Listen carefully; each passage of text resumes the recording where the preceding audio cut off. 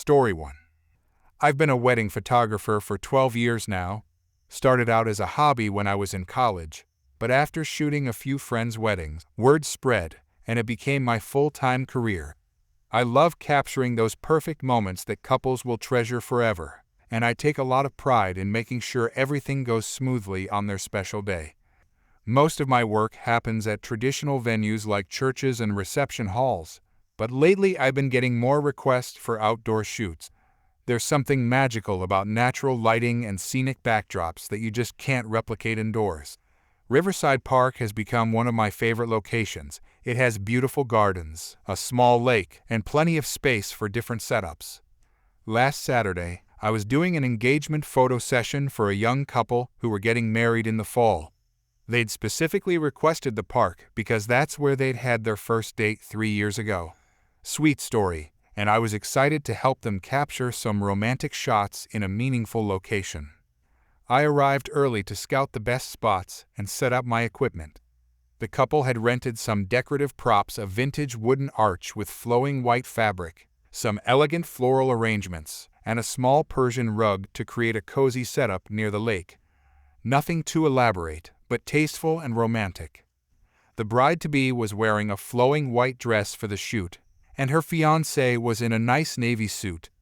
They looked absolutely perfect together, and I could tell they were genuinely excited about the photos. We started with some casual shots by the water, then moved to the decorated area they'd set up. Everything was going beautifully. The lighting was perfect, the couple was relaxed and natural, and I was getting some really stunning shots. About 30 minutes into the shoot, I noticed a woman approaching with a small dog. At first, I didn't think much of it. The park is public, and people walk their dogs there all the time. But she seemed to be heading directly toward our setup. "Karen, excuse me, but you're going to have to move all this stuff." I looked up from my camera, confused by her demand. "Me, I'm sorry. What?" "Karen, this is a public park. You can't just take over the whole area with your wedding nonsense." "Bride-to-be, we're not taking over anything. We're just using this one small spot for photos." "Karen, well, today is my dog's birthday, and I plan to have his party right here." I looked at her dog, a small terrier mix who seemed perfectly content sniffing around the grass. He didn't look like he was in party mode. "Me, ma'am, we reserved this area through the park services. We have a permit for the photo shoot." "Karen, I don't care about your permit. Dogs have rights too, and today is Prince's special day." "Groom-to-be, look, we'll only be here for another hour or so. Maybe you could use a different area of the park." "Karen, no, Prince specifically loves this spot by the water. We come here every week, and he's been looking forward to his birthday party." I was trying to stay professional, but this was getting ridiculous. The park has dozens of beautiful spots by the water, and there was no way her dog had been looking forward to a party in this exact location. "Me, I understand you want to celebrate your dog's birthday, but we did get permission to use this space. There are plenty of other areas that would work just as well." "Karen, this is discrimination against dog owners. You people think you're so special just because you're getting married." "Bride-to-be, we're not trying to cause any problems. We just want to take some pictures." "Karen, well, I want to throw my dog a birthday party, and his needs are just as important as yours." At this point, I was starting to worry that she might actually cause a scene that would ruin the shoot. I'd dealt with difficult people before, but this woman seemed particularly determined to make trouble. "Me, how about this? We can work around each other. The park is big enough for both activities." "Karen, no, it's not big enough. Prince needs space to run around and play with his birthday toys." She gestured to a small bag she was carrying, which I assumed contained dog toys and treats. "Groom-to-be, we're really just trying to get some nice photos here. We'll be done soon." "Karen, and I'm trying to give my dog the birthday celebration he deserves. Why should your wedding photos be more important than his special day?" The couple looked at me helplessly. They were paying good money for this shoot, and I wasn't about to let some entitled dog owner ruin their engagement photos. "Me, ma'am, I'm going to have to ask you to find another spot. We have legal permission to be here. Karen, legal permission. What about Prince's emotional needs? He's been traumatized by all your wedding decorations taking over his favorite spot. I looked at the dog again. He was now lying in the shade, looking completely relaxed and unbothered by anything. Me, your dog seems perfectly fine. Karen, you don't know anything about dogs. Prince is very sensitive, and seeing all this wedding stuff in his special place is causing him severe anxiety. Bride-to-be, maybe we could just take a few more quick shots and then pack up. I could see the bride was getting stressed, which was the last thing I wanted. Wedding photography is supposed to be fun and relaxed, not a confrontation with crazy dog ladies. Me, we're staying until we finish the shoot. You're welcome to use any other area of the park. That's when Karen's behavior escalated from annoying to destructive. Karen, fine, if you won't respect Prince's rights, then I'll make sure he gets to enjoy his party anyway. She reached into her bag and pulled out what looked like a rope toy. Then she did something that made my blood run cold. She unleashed her dog and threw the toy directly at our decorative setup. Karen, go get it. Prince, it's your birthday. You deserve to play wherever you want. The dog, who had been perfectly calm up until that moment, suddenly sprang into action. He ran straight for the toy, which had landed right in the middle of the floral arrangements. Me, stop. You can't let your dog destroy our decorations. But it was too late. The dog crashed into the flowers, scattering petals and stems everywhere. Then he grabbed the rope toy and started shaking it vigorously, knocking over one of the arrangements completely. Bride-to-be? Oh no, those flowers cost us $200. Karen, dogs have rights too. Prince deserves to play on his birthday. The dog was now running around the setup area, dragging the rope toy and getting tangled in the white fabric that was draped over the wooden arch. Groom-to-be, call him back. He's ruining everything. Karen, I'm not calling him back. This is a public park, and he has every right to be here. I watched in horror as the dog pulled down part of the fabric decoration, sending it fluttering into the lake. The couple had spent hours setting up this romantic scene, and this woman's unleashed dog was destroying it in minutes. Me, you need to control your dog right now, or I'm calling the police. Karen, go ahead and call them. I'll tell them all about how you're discriminating against dog owners. The dog had moved on to the Persian rug, where he was now rolling around with his toy, getting grass stains and dirt all over the expensive rental. Bride-to-be, this is our engagement shoot. How could you do this to us? Karen, your engagement isn't more important than my dog's happiness. He's been looking forward to this party for weeks. I pulled out my phone and started recording the destruction. If this was going to turn into a legal issue, I wanted documentation. Me, ma'am, your dog has caused hundreds of dollars in damage to our decorations. Karen, they shouldn't have been in his favorite spot. This is what happens when you ignore dogs' rights. The dog had now discovered the remaining floral arrangements and was happily digging through them, scattering flowers and greenery everywhere. Groom-to-be, please, just call your dog back. We can work this out. Karen, there's nothing to work out. Prince is having the time of his life, and that's all that matters. By this point, other park visitors had started to notice the commotion. A few people were staring at the scene, clearly confused by what they were witnessing. Me, I'm calling the police. This is destruction of property. Karen, you do that. I'll countersue for emotional distress to my dog. While I was dialing, the dog managed to get completely tangled in the white fabric. Instead of helping, Karen just stood there taking pictures with her phone. Karen, this is perfect. Prince looks so happy playing with his birthday decorations. Police dispatcher, what's the nature of your emergency?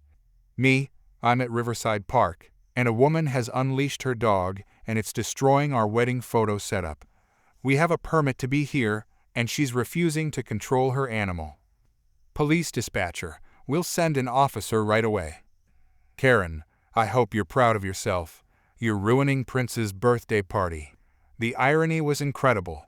She was the one who had unleashed her dog to destroy our decorations. But somehow we were the ones ruining her dog's day. 2 police officers arrived about 10 minutes later. By that time, the dog had completely demolished the floral arrangements, dragged the fabric into the lake, and left muddy paw prints all over the rug. Police Officer 1, what seems to be the problem here? Me. We have a permit for a wedding photo shoot, and this woman unleashed her dog and let it destroy our decorations. Karen. Officers, these people are discriminating against dog owners. They refuse to share this public space with Prince on his birthday. Police Officer 2, ma'am, is this your dog? Karen, yes, and he has every right to be here. Police Officer 2, the dog needs to be on a leash. City ordinance requires all dogs to be leashed in public parks. Karen, but it's his birthday. He deserves to run free on his special day. Police Officer 1, ma'am, regardless of the occasion, dogs must be leashed, and you're responsible for any damage your dog has caused. The officers examined the destroyed decorations and took photos for their report. The couple was near tears looking at the mess. Police Officer 2, this looks like several $100s in damage. Me, at least $500, maybe more. The flowers alone were $200, and that rug was a rental. Karen, this is ridiculous. I shouldn't have to pay for decorations that were put in my dog's favorite spot. Police Officer 1, ma'am, you're being cited for having an unleashed dog and destruction of property. Karen, this is harassment. I'm being persecuted for celebrating my dog's birthday. Police Officer 2, you'll need to exchange insurance information with these folks for the damage. Karen, I'm not paying for anything. They put their stupid wedding stuff in Prince's territory. Police Officer 1, ma'am, if you refuse to cooperate, we can arrest you for destruction of property. That seemed to get her attention. She reluctantly provided her contact information, though she continued complaining about the unfairness of the situation. Karen, this is going to ruin Prince's birthday. He's going to be traumatized by all this negative energy. I looked at the dog, who was now sitting quietly next to one of the officers, tail wagging. He seemed completely unbothered by the drama his owner had created. The officers finished their report and issued Karen a citation for the unleashed dog violation. They also provided us with a case number for the property damage claim. Police Officer 1, you'll need to file a claim with your insurance company and provide them with this report number. Me, thank you, officers. Is there anything else we need to do? Police Officer 2, you might want to consider small claims court if her insurance doesn't cover the full amount. After the police left, Karen made one final attempt to justify her behavior. Karen, I hope you're happy. You've completely ruined my dog's birthday party. Bride-to-be, you ruined our engagement photos. Karen, your photos aren't as important as Prince's emotional well-being. She finally leashed her dog and stormed off, muttering about discrimination and unfair treatment of dog owners. The couple and I spent the next hour trying to salvage what we could of the decorations. We managed to get a few decent shots with the remaining props, but the romantic lakeside setup was completely destroyed. Me, I'm so sorry this happened. I'll edit the photos we got to make them look as good as possible. Groom-to-be, it's not your fault. That woman was completely insane. Bride-to-be, I can't believe someone would do that. Who ruins other people's special moments for a dog's birthday? We rescheduled another session for the following weekend, and I offered to do it at no additional charge. The couple was understanding, but I could tell they were disappointed that their engagement shoot had been ruined. The insurance claim process took several weeks. Karen's insurance company initially tried to deny the claim, arguing that the damage occurred in a public space and wasn't covered. But the police report and my video evidence clearly showed that her unleashed dog had caused the destruction. Karen apparently tried to countersue us for emotional distress, claiming that our decorations had traumatized her dog. Her lawyer dropped the case after reviewing the evidence. Insurance adjuster, the claim is being paid in full. Your client's dog caused significant property damage, and the evidence is overwhelming. Karen's attorney. My client maintains that the dog was provoked by the presence of wedding decorations in his favorite spot. Insurance adjuster. That's not a valid legal defense for property damage. The total damages came to $847, including the destroyed flowers, the ruined rug rental, and cleaning costs for the fabric decorations. But Karen's troubles didn't end there. The City Parks Department reviewed the incident and decided to ban her from all city parks for 6 months. Parks Director. We cannot allow dog owners who refuse to follow leash laws and who cause property damage to continue using our facilities. Karen, this is discrimination. You're punishing me for celebrating my dog's birthday. Parks Director. You're being punished for violating city ordinances and causing property damage. The local news picked up the story after someone posted my video of the incident on social media. The headline was, "Dog Owner Lets Pet Destroy Wedding Photos for Birthday Party." Karen tried to give interviews claiming she was the victim of discrimination against dog owners, but the video evidence made it clear that she was the one in the wrong. Karen, dogs have rights too. Prince deserves to celebrate his birthday wherever he wants. News reporter. But ma'am, the couple had a permit to use that area for their photo shoot. Karen, permits don't override the emotional needs of animals. The story went viral in local social media groups, with most people expressing disbelief at Karen's behavior. Several dog owners commented that she was giving responsible pet owners a bad name. Dog owner comment, I love my dog, but I would never let him destroy other people's property. This woman is crazy. Another dog owner comment, my dog has had birthday parties too, but in my own backyard. You don't take over public spaces and destroy other people's things. The couple ended up having a beautiful second engagement shoot the following weekend. This time, we chose a more secluded location to avoid any potential interruptions. Bride-to-be, I'm just glad we have the photos now. And I can't believe that woman thought her dog's birthday was more important than our engagement. 6 months later, Karen tried to appeal her park ban, arguing that she had learned her lesson and that Prince missed his favorite walking spots. Karen, Prince has been depressed ever since he was banned from the parks. He needs access to his favorite areas for his mental health. Parks Director. The ban was issued due to your violation of city ordinances and destruction of property. It will remain in effect for the full 6 months. Karen, this is cruel and unusual punishment for both me and my dog. Parks Director, you're free to use private dog parks or your own property for your dog's exercise needs. When the ban was finally lifted, Karen was required to attend a responsible dog ownership class before she could bring her pet back to city parks. Dog training instructor. All dogs must be leashed in public parks at all times. No exceptions, regardless of the occasion. Karen. But what about special circumstances, like birthdays? Dog training instructor. There are no special circumstances. The leash law applies 24/7. As for me, I now include a clause in my photography contracts about potential disruptions and the client's responsibility for additional costs if we need to reschedule due to interference from third parties.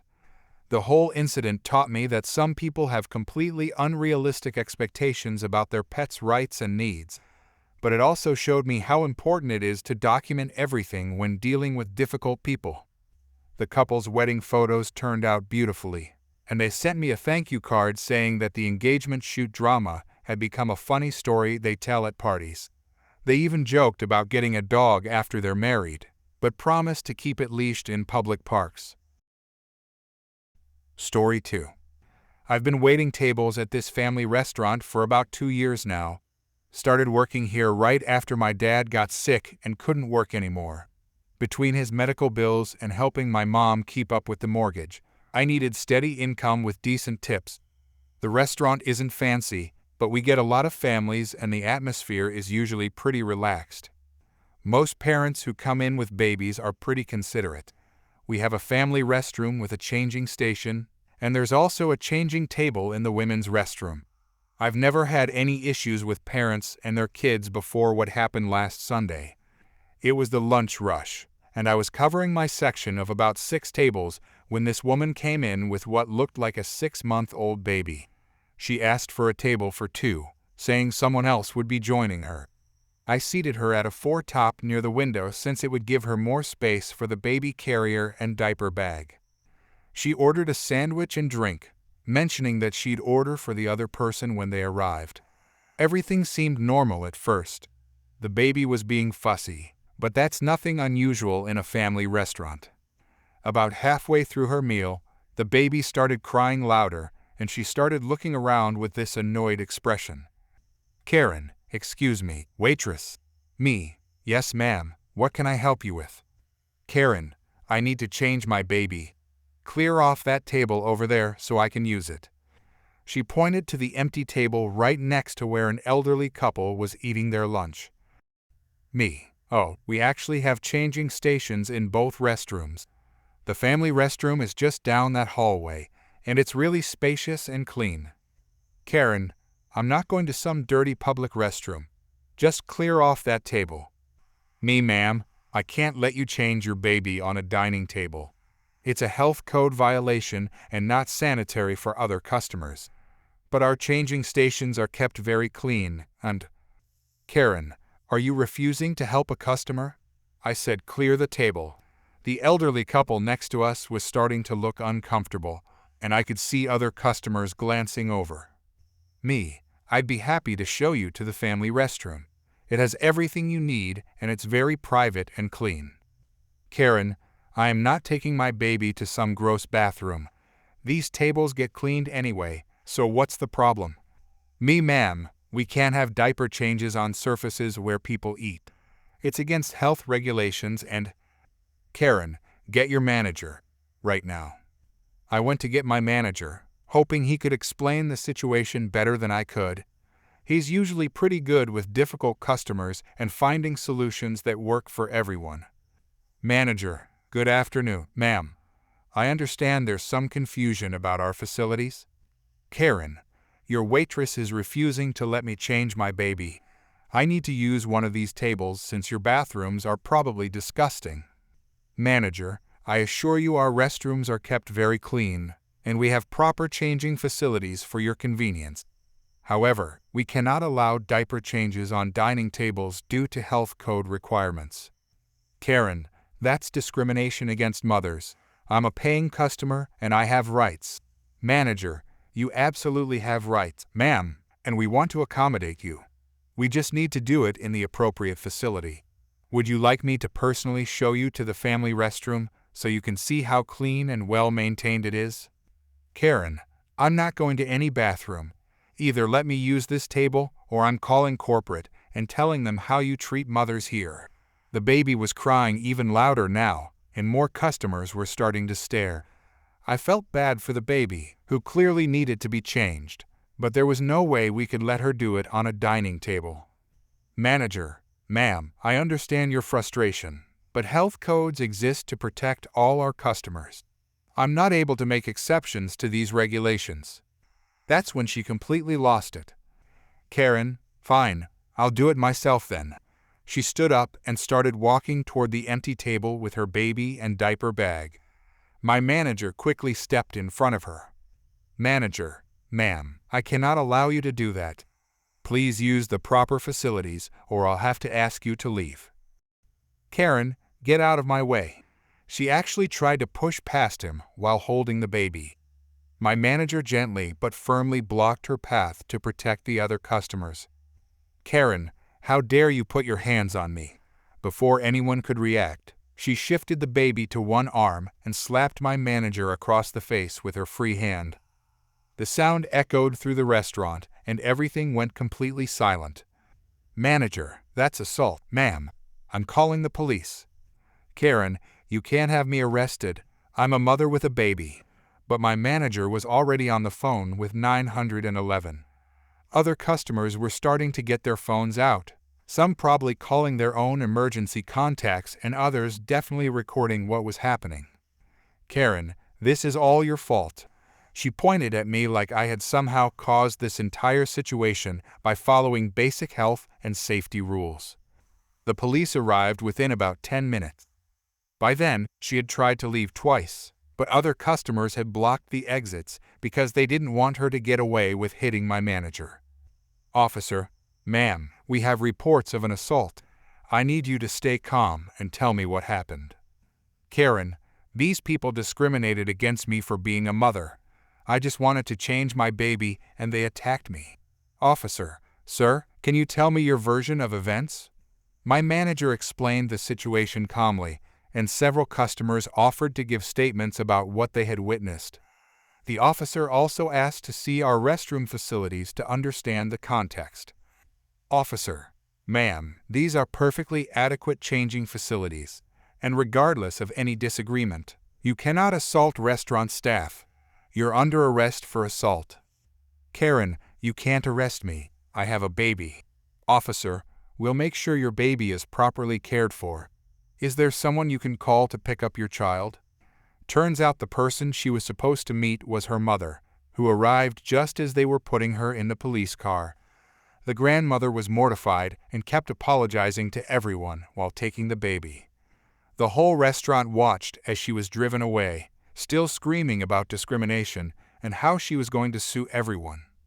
My manager had to fill out a police report and get photos of the red mark on his face where she hit him. Our district manager came in later that day to review what happened and check the security footage.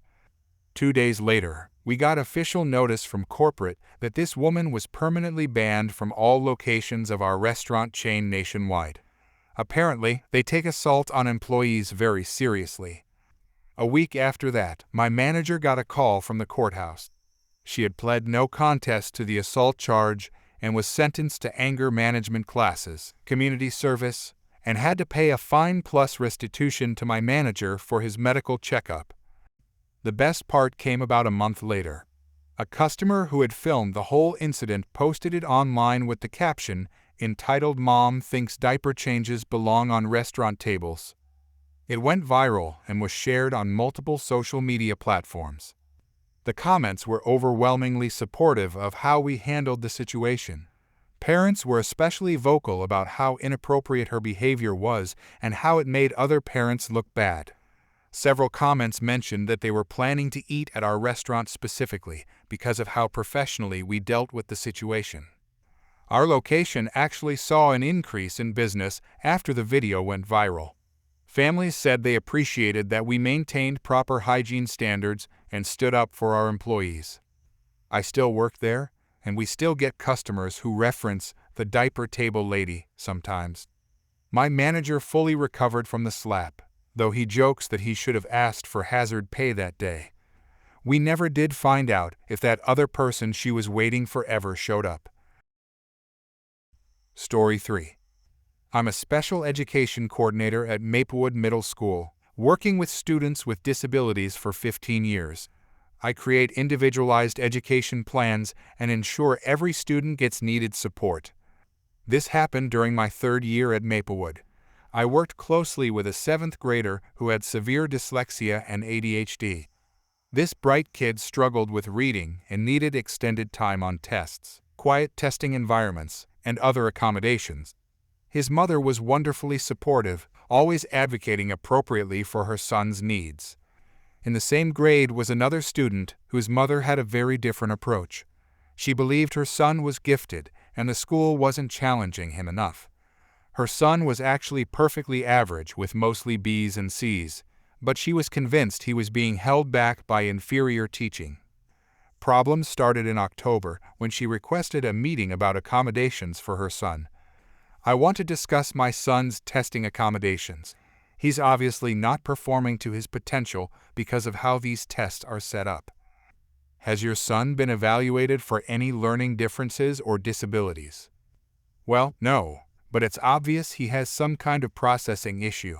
He's extremely intelligent, but these time tests don't give him a chance to show what he knows. I explained we needed proper documentation before providing accommodations. If she thought her son might have a learning disability, I could provide evaluation information. That's ridiculous. Why should my son jump through hoops when other kids are getting extra help? This is discrimination against normal children. I explained legal requirements and gave her testing referral information. She left angry, muttering about unfairness to regular kids. Weeks later, she returned with claimed diagnosis and accommodation plan from a doctor. The paperwork looked suspicious: immediately homemade letterhead, spelling errors, and a signature that appeared traced multiple times. When I asked for the doctor's contact information to verify documentation, she protested this was harassment and questioning a medical professional's diagnosis. I tried calling the phone number, but it was disconnected. Online research revealed the doctor had retired 5 years ago with an expired license. The address led to a vacant building. Karen had clearly forged the entire document. The principal and I documented everything, waiting to see her next move. We didn't wait long. At the monthly Parent-Teacher Association meeting, Karen had been complaining to other parents about school discrimination. During open discussion, she stood up to address the room. I want everyone to know how this school treats parents who advocate for their children. My son was diagnosed with a learning disability, but they're refusing to give him the help he needs. Several parents nodded sympathetically. When I responded about needing to verify medical information, she made her fatal mistake. That's because you're being deliberately difficult. My son has a legitimate diagnosis from Dr. Peterson. Here's where everything unraveled. The real student with dyslexia and ADHD was also named Peterson, his last name, not a doctor's name. Karen had apparently seen his accommodation paperwork and mixed up names when creating her fake document. I'm sorry, could you clarify? You said your son was diagnosed by Dr. Peterson? Yes, Dr. James Peterson diagnosed him with a processing disorder. The real Peterson family sat in the front row. The mother of the dyslexic student stood up, confused and angry. Excuse me, but Peterson is my family's last name, not a doctor's name. Are you saying you used my son's information to create fake paperwork? The room went silent. Karen's face turned bright red as she realized her mistake. I explained that her documentation listed Dr. James Peterson as the diagnosing physician, but James Peterson was actually the name of our special education student.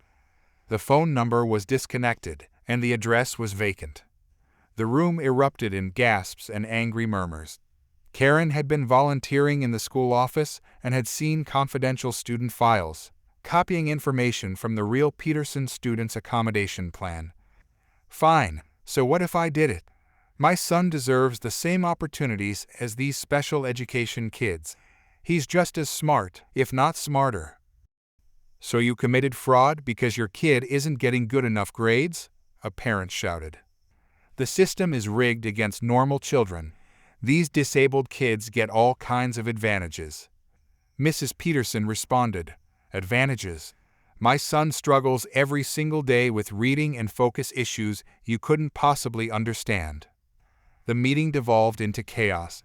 The principal called for order and had Karen escorted out by security, banning her from school property. Karen was charged with forgery, fraud, and privacy law violations. The school board permanently banned her from all school properties. Her mortified son transferred schools, and his father filed for divorce, saying this wasn't Karen's first time forging documents. The case made local news. Karen became known as the woman who faked her kid's disability. Her son thrived at his new school under his father's appropriate advocacy, getting better grades once his mother's pressure was removed. The irony is that if Karen had worked with teachers through proper channels, they would have provided reasonable support and study strategies. Instead, her entitled attitude and criminal behavior destroyed her family and traumatized her child. Sometimes the worst thing you can do for your kid is cheat on their behalf. Story 4. I've worked returns at a big box store for 4 years, seeing everything from clearly misused items to products from other stores. But nothing prepared me for what walked in on a Tuesday afternoon. A woman stormed to my counter carrying a beat-up blender box that was dented, damp, and smelled terrible. She slammed it down dramatically, I need to return this piece of junk immediately. Do you have your receipt? I don't need a receipt. This thing is defective. It broke the first time I used it. I opened the box and hit a wall of smell like an unplugged refrigerator. Inside the blender pitcher sat what looked like a partially rotted ham whole, not chopped or blended. Ma'am, there's meat in this blender. Exactly, that's the problem. I was trying to blend a smoothie and this disgusting ham just appeared in there. I stared, trying to process her claim. This ham didn't just appear. Someone put it in here. Are you calling me a liar? This is clearly a manufacturing defect. Your store sold me a blender with rotten meat already inside. The smell was overwhelming. Other customers backed away, covering their noses. I called my supervisor, who immediately made the same disgusted face when the odor hit her. I bought this blender yesterday, the woman explained. When I opened it to make a smoothie, there was rotten meat inside. I want a full refund and compensation for my trauma. My supervisor checked the security footage. Our loss prevention officer soon arrived with interesting news. Ma'am, we've reviewed yesterday's footage. You entered around 2 p.m., took this blender from small appliances, went to the deli counter for ham, then disappeared to a blind spot near the restrooms. When you returned, the box looked different. Her face went pale. That's impossible. You're making this up. We also have footage of you leaving without going through checkout. You never paid for the blender or ham. So you stole a blender, stuffed it with ham, let it rot overnight, then tried to return it for a refund, I summarized. She started backpedaling. Maybe I made a mistake. Maybe I forgot to pay. These things happen. The footage shows you deliberately concealing items and avoiding checkout. This wasn't an accident. Police arrived as she tried claiming medical memory issues. The video evidence was undeniable. She'd acted deliberately, looking around to ensure no one was watching. She was arrested for retail theft and attempted fraud, still protesting her innocence as customers applauded. Later, loss prevention revealed she'd tried the same scam at 3 other stores that month, always stealing items, damaging them or adding something gross, then claiming defects for refunds. She pleaded guilty to multiple theft and fraud counts, receiving community service and store bans. She paid restitution for damaged merchandise and cleaning costs. Our manager now uses this incident as training for new employees. Everyone in returns knows to be suspicious of receipt, less returns that smell terrible with ridiculous stories attached. I still think about the ham blender lady whenever someone brings me a smelly return, always checking security footage first. The experience taught me that some people will go to incredible lengths for something free, but good security practices catch even the most creative criminals.